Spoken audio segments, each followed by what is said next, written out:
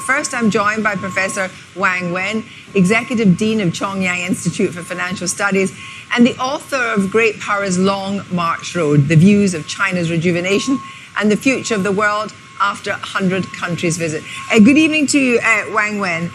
First of all, we just heard General Petraeus say that Putin's invasion of Ukraine has put Xi Jinping in a very difficult position.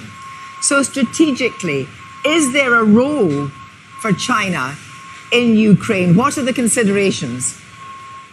Actually, I think all Chinese believe that this is a tragedy. And the Chinese never thought that this crisis would happen.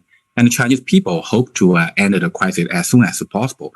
But secondly, most Chinese believe that the crisis is very complex and cannot be described as a simple invasion. So we sympathize with Ukraine, and Ukraine is very, very pity.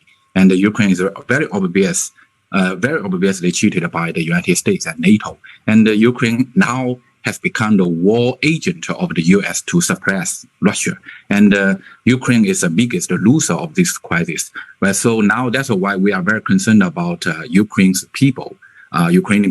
And China has provided the humanitarian assistance. And in China's views, Ukraine's best strategic positioning is to become a bridge for the exchange of the civilizations between the East and the West. Well, let's be clear. You believe that the US and NATO are agents of the war in Ukraine. Xi Jinping so far has remained neutral.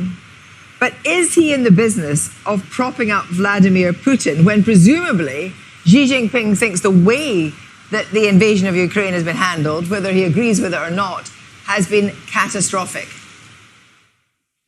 I think nowadays we should focus on the US. So actually we have to know that nowadays the US is acting too hypocritical.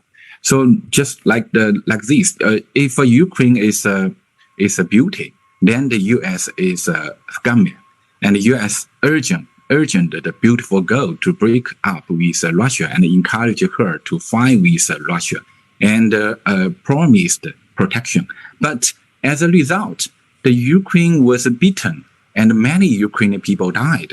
So I often say that the peace should first keep the U.S. away. And the U.S. is the biggest troublemaker of the wars. As long as the U.S. resolves any differences, most of them will become the crisis and the disasters. So if that is your view of what's happening in Ukraine, then let's talk a little bit about Taiwan. Because as we said earlier in the program tonight, in 2019, Xi Jinping made a speech when he said that the future of Taiwan and the resolution of Taiwan is not something that will be left to the next generation. Should China claim Taiwan, if necessary, and he did not rule this out, if necessary by force? I think you cannot compare the Ukraine issues with Taiwan issues because Taiwan is a part of the China. You cannot just very simply compare. Firstly, Taiwan is a part of the China. Taiwan, but now it's a historical reason. So we didn't reunified, and all the people in China, so we believe that to reunite is necessary. It's inevitable. So I think this is the two very different things.